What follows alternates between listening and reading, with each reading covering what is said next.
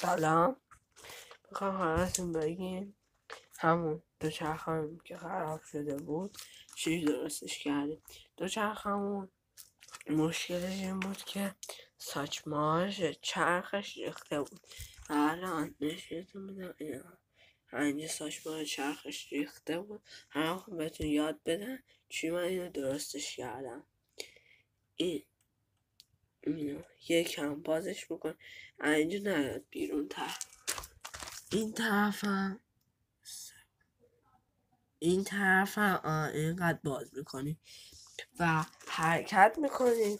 ببینیم اگر این در نمیاد ولی شاید اگر در اومد حالا هی نگاه میکنیم هی پیششو انقدر سفت و بازش میکنیم که نه کار بیافته پیش نه مشکلی برای دوچرخه پیش بیاد.